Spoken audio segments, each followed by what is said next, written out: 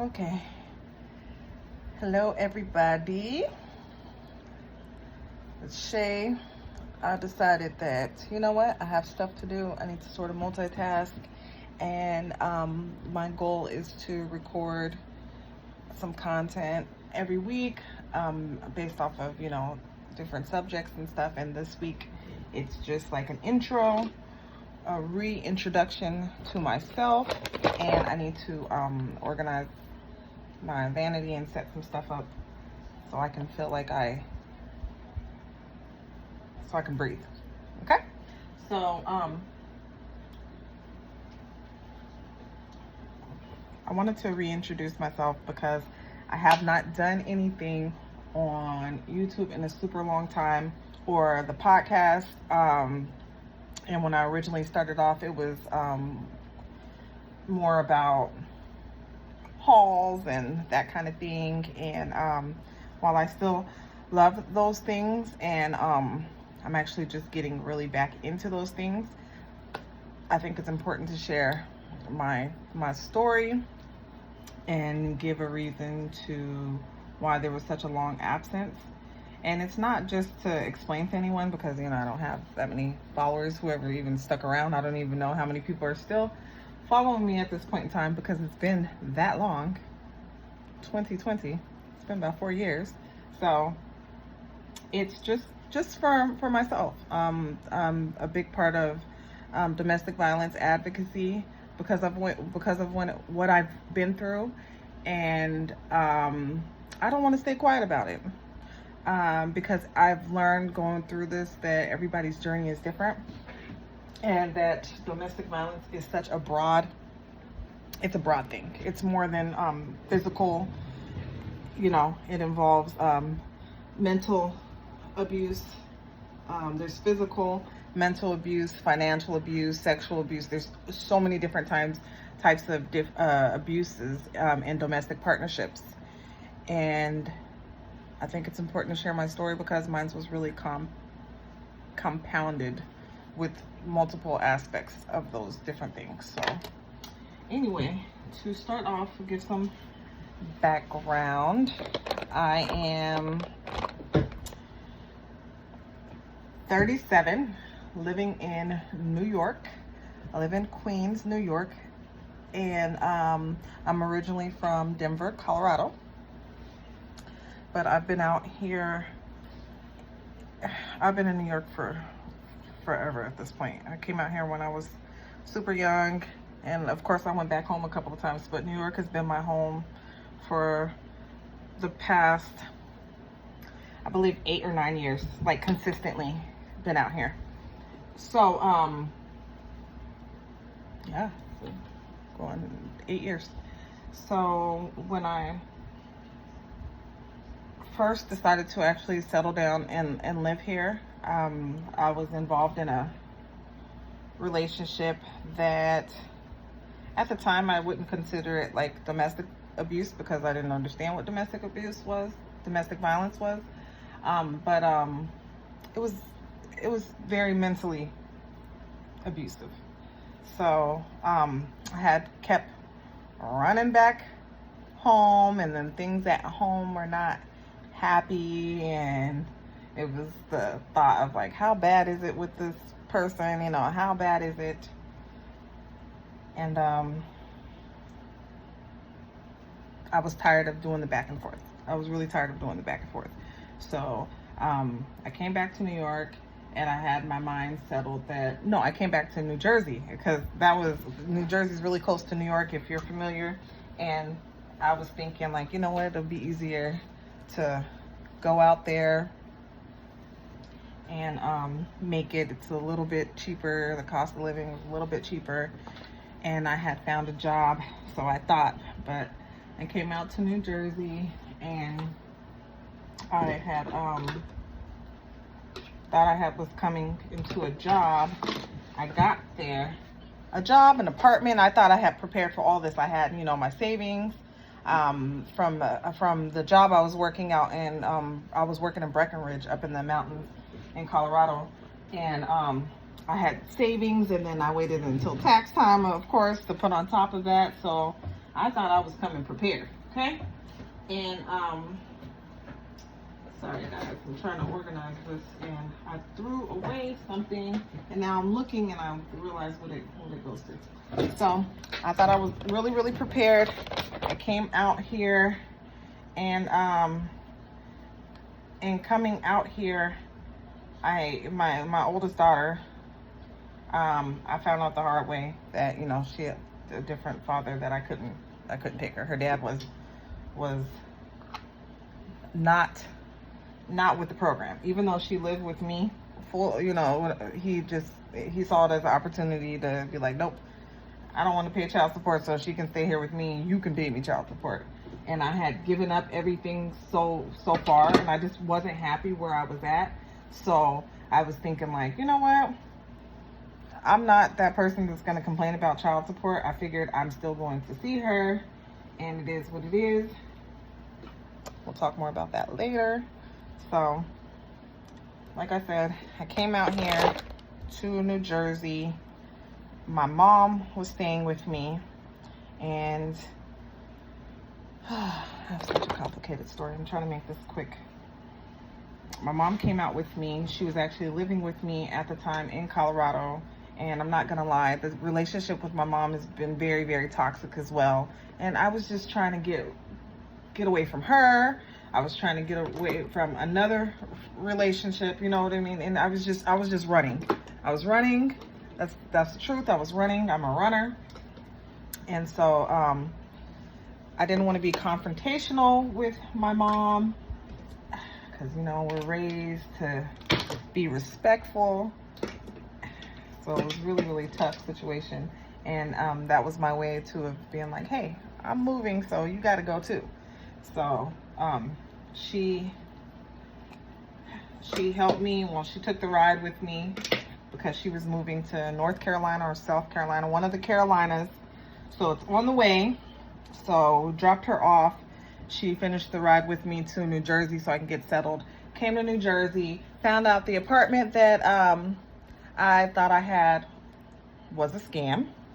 Okay, that was a scam. And then I had to go get a hotel room with these kids. I had to get a hotel room. We had to sleep in the hotel room, and I was trying to figure stuff out. So I had to get a storage the next day and everything, and we had to stay in a hotel. I had given myself like a week to, you know, before I started the job. So I had to tough it out while looking for another place.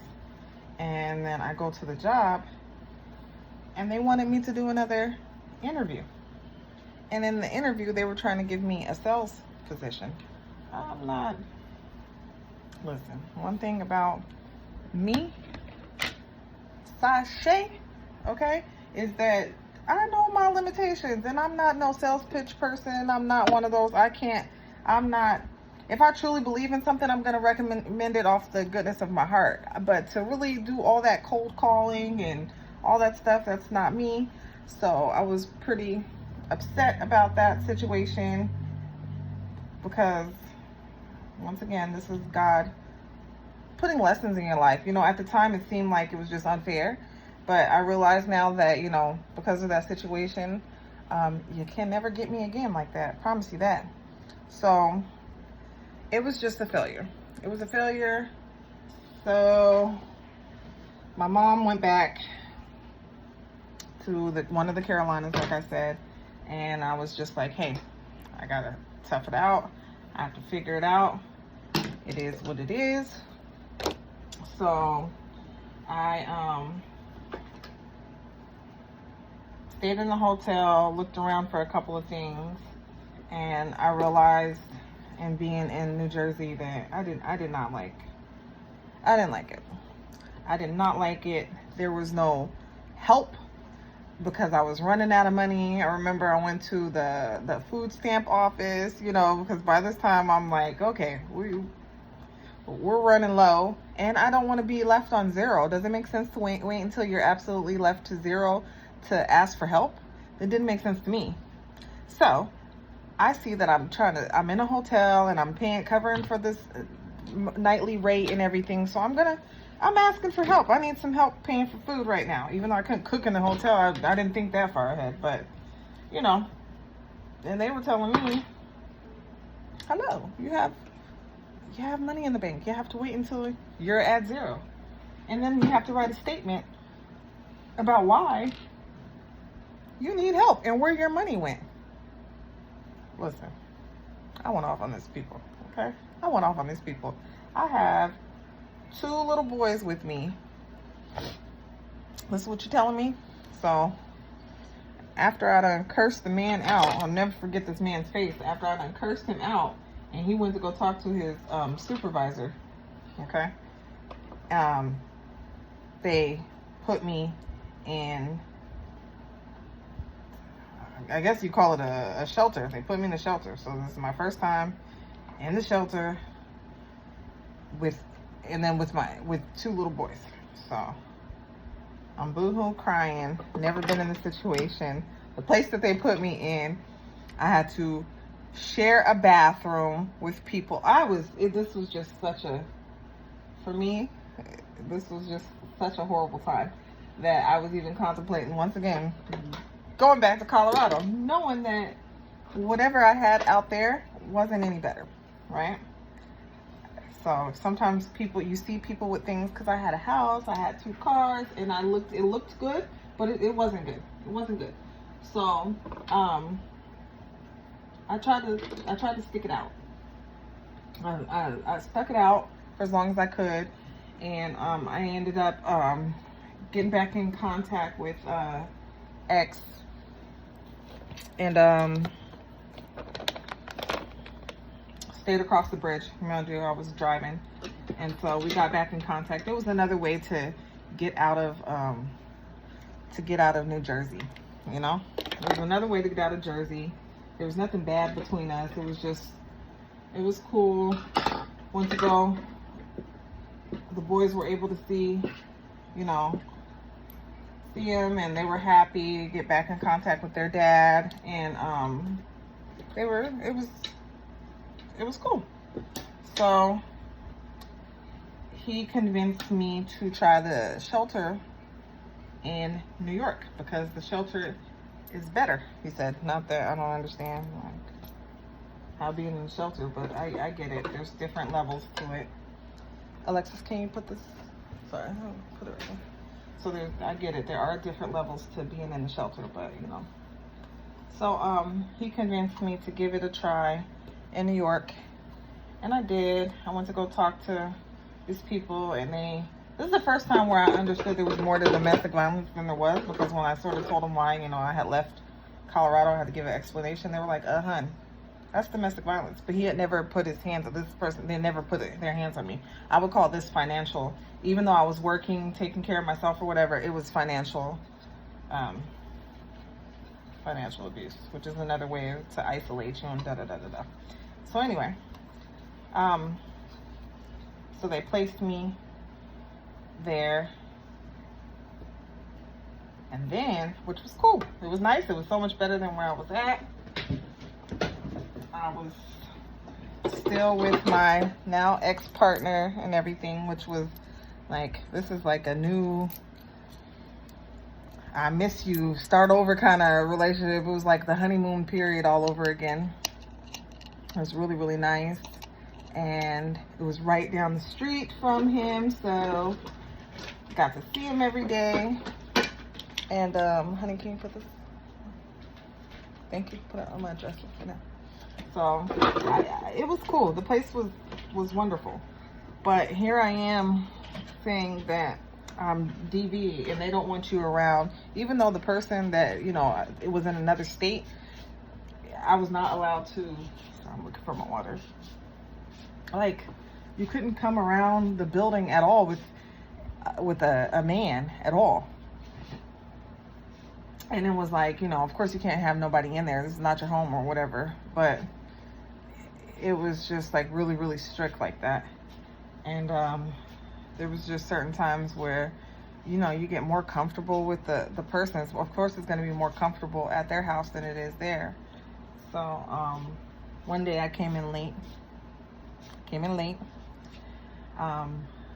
They saw me on the cameras, and they sent me back to this place in New York. It's called Path. Okay. Oh, honey. Pass. Let me tell you. You don't want to go to pass. You do not want to go to pass. I don't care what anybody says. Like, if you have other options, you don't want to be there. Pass was horrible. Horrible. It was like being in jail. It's like being in jail. And I ain't never been to jail, but it's what I imagine watching the TV and stuff, and seeing how they give you these bologna sandwiches and stuff, and you can't leave. If you leave, you gotta start the process all over again. So I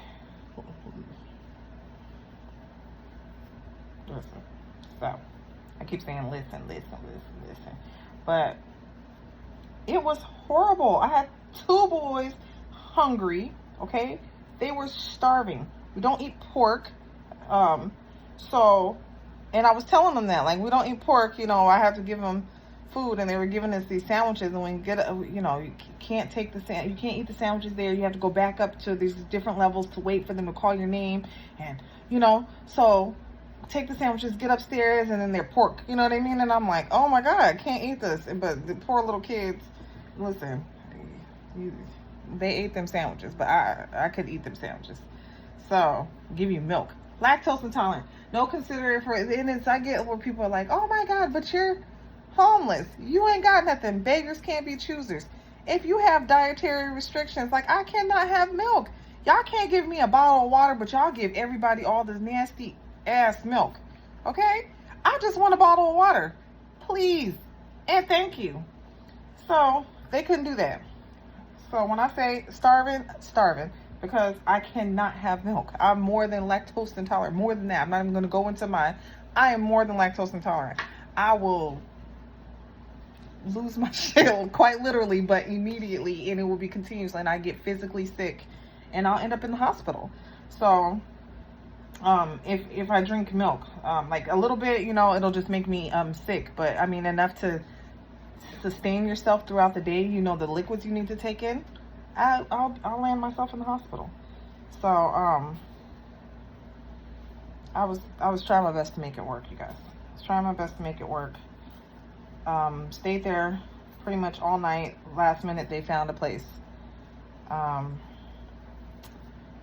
Get to the place 10 o'clock at night in Manhattan. Okay, in Manhattan. Get to Manhattan. It's the middle of winter. Never will forget. It was December. Freezing cold. Freezing cold. I believe it was snowing that night. I believe it was snowing. And before Christmas, I believe it was snowing.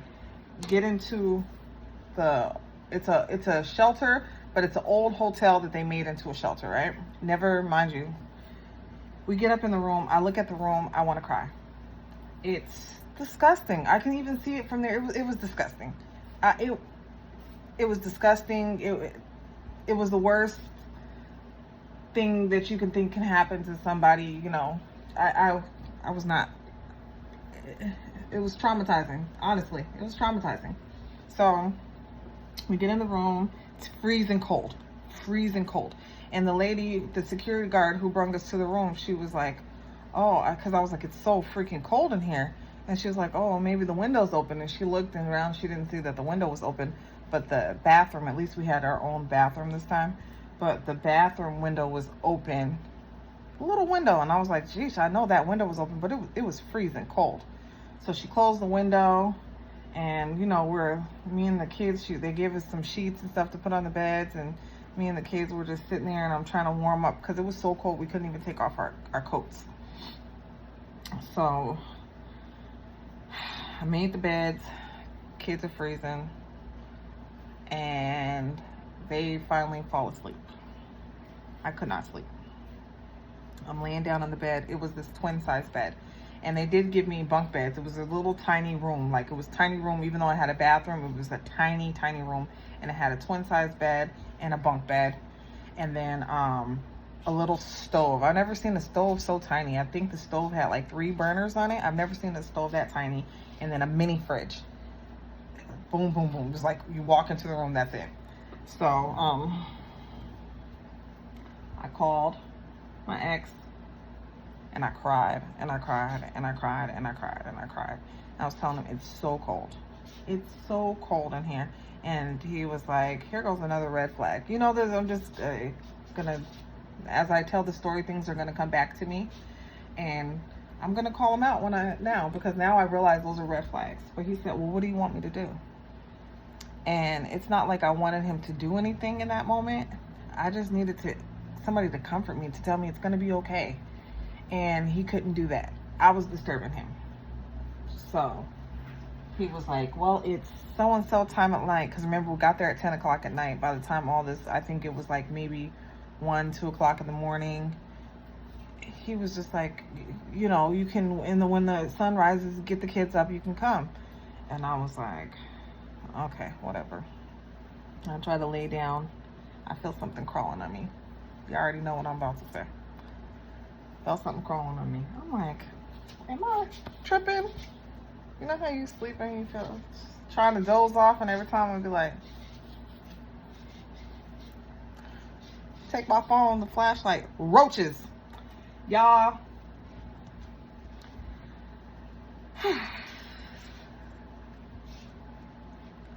I screamed. Okay, so now we're freezing, and this place got roaches. And when I say roaches, yeah, honey, that light came on, them roaches was like, it was, oh, giving me the heebie-jeebies, thinking about it now. So I called the kid's dad again, and he was done with me, like, you can leave. And I was like, I can't leave. It's 5 o'clock in the morning. By this time, it's like 5 o'clock in the morning. He was like, so what? It's the next day. You can leave. And I was like, you know what? You're right. Because I can't stay here another time. And when he meant like leave, and then he was like, I'll get you a little heater to put in the room. And, you know, you can at least sit here during the day. You can come here. You can eat here, you know. I was like, okay. So my poor kids, I don't even know how many hours of sleep. I was like, listen, I got them up, took a bag. All right, because now I didn't even want to keep my stuff there. Took a bag so we could take a shower. I didn't even want to shower in that place. I didn't even want to use the bathroom in that place, okay? So, get up, get the kids, go to his house. We, you know, shower, get cleaned up, eat, and fall asleep. We slept like the whole day until it was like the last minute to make it back to the place. But he had bought me a little heater. So, you know, I had told the people, you know, I had called them on the way out, and I told them about the roaches or whatever.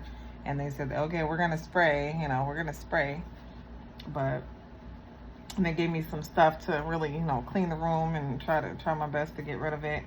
But it was never going to go away. Not in that place. It was disgusting.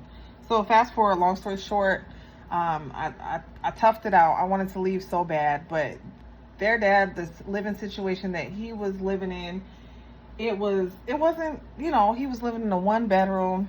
He's of African descent, and I don't want to say it like this because I am coming from a family very diverse. I am mixed myself. My father is Hispanic and my mother is Black. But so growing up, even in our household, we had people that was, oh, this is your uncle from so and so. So, you know, we wake up and there's people, you know, I had a billion cousins, you know what I mean?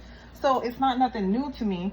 But he had too many mothers sleeping up over his house all the time. You know what I mean? And it's like you never knew who was going to be there. And it was such a tiny space that I just didn't see how it was going to work with me and the kids.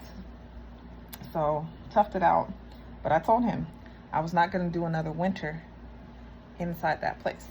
I was not going to do another winter inside that place. That was my limit. I was going to move in with him if that was the case. So, lo and behold, God is good. 2 days before my birthday, November 17th, 2017, I got my place. God is good. It was a 1-bedroom. It was a huge 1-bedroom. Huge 1-bedroom. Beautiful. It was on a walk up, the 4th floor on a walk up. In Queens. This is my first time in Queens because their dad and everything, you know, I always lived in the Bronx. And my New Yorker, I've always lived in the Bronx. And I've been in Brooklyn, you know what I mean? Been around. Brooklyn's really fun, but I never lived in Brooklyn.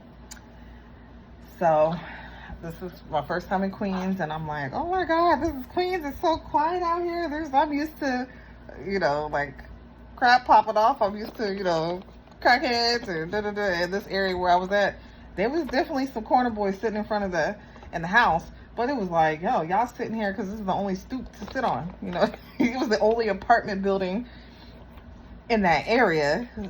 So, yeah. So, lived there.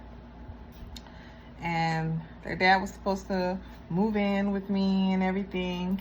And he helped me move. Him and his friend helped us move all that stuff up. Because I had all my stuff up from Colorado in storage. This whole time my stuff had been in storage. For like 2 years my stuff was in storage. So they helped bring all the stuff up. My stuff was in storage all the way in New Jersey. Matter of fact, so I had to go all the way out to New Jersey and get my stuff. So see, you guys, I'm talking. I'm not even organizing nothing I'm supposed to organize. So they were helping me get my stuff up and everything. And he stayed. And then all of a sudden, the excuses started about why he can't stay in Queens. Mind you, I had consulted this man about everything. I had consulted him about everything. I had consulted him about if he, do you want these? These are nail polishes. Okay. So, I had consulted him about the location and everything, and he was telling me, just take it, doesn't matter, just take it. And I'm like, okay, because I knew where the place was, and I was like, listen, it's a little far out. The train station was far, everything was far. So now that we're here in this place, now you want to complain about how far it is. Like, hello? Didn't I tell you all this stuff before? But of course, it became my problem, right? It became my problem, and I had to figure it out. Yeah. No, I need those. I don't have any. Oh, okay. Oh, okay. My daughter's in the background, so y'all might hear me talk to her a little bit. And she's cracking up. And for anybody that says, oh, your kids or whatever, she done heard the story. There's some things she hasn't heard, but it's nothing. She done heard the nitty gritty. My kids know, because like I said, I'm an advocate, and they know what I've been through. And she's a part of my story. So anyway, now he's complaining, and this is another thing when I learned about gaslighting, you know, because now it's my fault. Like, everything's my fault about why he can't stay in Queens, why he has to stay in the Bronx. Everything is my fault, right? I picked the place. It's too far. He's the one that's working. He works in the Bronx, and right? And I'm like, well, dang. I know, but you said you was gonna be around and you was gonna help me, and right? Mind you, you still got a key to the house. Like, you saying this is your house. You got the key. You can come and go as you please. So, what's the deal? So, anyway, I think this needs batteries. Oh, it got to be charged. So anyway, talking to him or whatever, that's when I was just like, okay, he's not gonna, it is what it is. He was coming, I believe, like on the weekends he was coming, and then he was leaving during the week, something like that. It was like some kind of schedule, and it was like we were making it work. And then my brother had come out to visit, and that was wonderful. I was really, really happy to have some family come out and visit me. I was really, really stoked. I was excited, and you know, so while my brother was out here visiting, he stayed in the Bronx, because he was like, oh, it's a 1-bedroom. Your brother has to, right? And I'm like, you sleep in the room. Me and you and the kids, we all sleep in the room. My brother's out here sleeping on the couch. I had a pull-out couch. And like I said, the room was really big. We had our bed and the boys had their bunk bed. So I'm like, you sleep in the room with me. What are you talking about? But yeah, okay. He's like, oh, it's your brother. You need some privacy with your brother. And I'm like, it's my brother. What privacy do I need with my brother? But okay, I hear you, sir. I hear you. So you just don't want to travel to Queens. That's fine. He stayed out here for a week. And then before he left, he asked me, he said, hey, sis, I really like it out here. He said, if I find a job and everything, do you think I can stay with you, you know, until I get on my feet, save up a little money and get my own place, because I really like it out here. And I was like, okay, let me talk to my man, and let me make sure it's okay with him, because he stays with me, right? I'm supposed to check in, even though it's my place. I'm supposed to check in with him, make sure he's okay with the situation. So I talked to him and he was stoked. He was like, this is so great, your brother can help, because at the time I was working. At this time, okay, I was working, and the schedule was a little complicated. We were paying somebody to help us in between the time with the kids with the school, the transition from me coming off of work and him going into work. We had to pay somebody to watch the kids for like an hour or two. So, and you know, it was going to be helpful. So he was excited, and I was like, well, what about you? Because last time he was here, you were saying you couldn't stay here. He was like, oh yeah, well, we'll figure it out, because this is different. Okay, cool. Because I didn't want that to be an excuse. I did not want to hear that excuse later on. So he ended up moving back here. My brother, he ended up moving, and of course, let's say it all together now. My partner couldn't stay. There was no room. Blah blah blah. All the excuses again about why he couldn't stay. So he was back to his weekend schedule now. And my brother was helping me with the kids back and forth. And because he ended up moving out here, and he didn't have no job. He just moved out here. That's another story. So, but he was helping me. He was helping me so I can get back and forth to work. He was getting the kids for me. So I was really appreciative of that.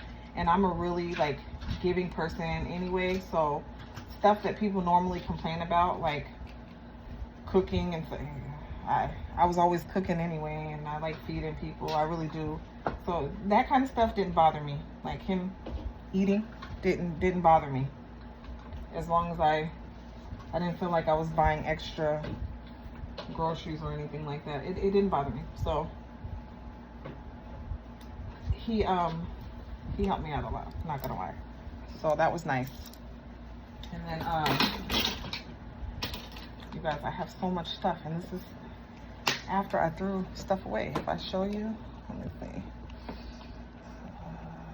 This is okay. Can you see all this stuff? This is what I'm trying to go through and sort of find a way to put things in these containers.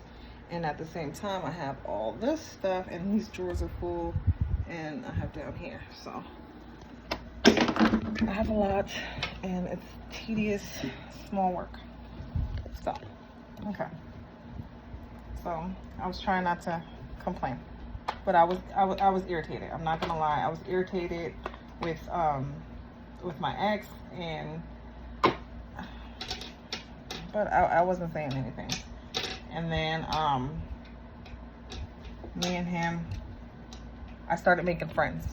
All right. This whole time I hadn't had a friend, and the one friend that I had that was really close to me in New York. Like, we knew each other since I first came out to New York. I was like 20 when I met her. I was like 20 when I met her. 20 years old. So by this time I'm 30. Yeah, I don't know how old I am. By this time I'm in my 30s, right? But me and her, we had fallen out, and so I didn't have any friends. And so now I'm here, I'm in the neighborhood, I'm making friends with people, socializing, I'm getting to know the neighborhood and my neighbors, and you know, it's nice. I'm happy. I'm like, okay, now I'm not so bored. You know, when these kids go to school and I have time off, I have friends. I even have a friend who had the same name as me. She pronounced it a little differently, but you know, I start working out. I had lost all this weight, and I was looking good. I was looking damn good. I was proud of myself, and their dad started to see that, and I'll never forget. He said to me, what do you want to lose weight for? I love you the way you are. You don't need to lose weight. I was like, hello. Because I had gotten huge by this time. I got huge. I'm like, I want to lose weight for myself. Forget about you. I want to lose weight for myself. So he wasn't being encouraging about me losing the weight. But I had lost the weight. And now I'm working out, trying to maintain it, get back in shape, you know. And he was so discouraging. But once he saw that I was really losing the weight and I was like confident, my confidence was coming back. I was doing my makeup, I was getting ready, and now I'm not just going to work, I'm dressing to go to work. And I think it's really common that a lot of females, we get along with men a little bit better in general, because sometimes, you know, girls are not girls. But, you know, I get along with men more than women, but I'm still like a girl's girl. I socialize. I'm a talkative person. I get along with anybody. I initiate conversations, and he did not like that. He was so jealous. Every time, like if he called me on the phone and I answered, you know, I would always answer, and somebody's talking in the background, I'm not the person that's gonna be like, shh, my baby daddy's calling, don't say nothing. You know, I pick up the phone and I'm like, oh, you know, my husband's calling. Oh, my husband's calling. Hey, babe, what's up? What you doing? Oh, I'm sitting here talking to Mike. Let's say Mike. You know, I'm sitting here talking to Mike. We at work. We're getting something to eat. And Mike? Who the F is Mike? Oh, it's my coworker. Oh. That's when he, I'll never forget. That's when he started FaceTiming me. Now, after that, he's FaceTiming me. Okay? Mind you, I'm at work. But in his head, these paychecks that is signed by Queen Center, okay? I done fake these paychecks, and I'm a home up in the hotel room getting bust wide open, and they paying, okay? So that was all in his mind, and he started becoming controlling. And then, mind you, yeah, I wasn't happy with the job, but it was like, you need to be home. These kids, it doesn't make sense. The money that we're paying for daycare for the girl to watch the kids and because by this time my brother had to start working. The money that you're spending to feed your brother, and you have everybody coming into your house, because I would cook, and some of the neighbors would come over, and they were older men, okay, single men who didn't know how to cook for themselves or whatever. I'd be like, oh, I got some extra food, come get a plate. Literally just coming to get the plate. They would not sit down or anything like that. They were just coming to get a plate. Hey, thank you, bye. That was too much for him. So, even if he was there, okay? But mind you, because I can understand if these people were only coming around when he was not around. They came every day, whether he was there or not, around dinner time, around the same time. So, you guys, this is turning into, as my favorite YouTuber, Lovely T, would say, a Dragon Ball Z series, okay? And I don't want this to get too long. It's already at 40 minutes. So, stay tuned for part 2.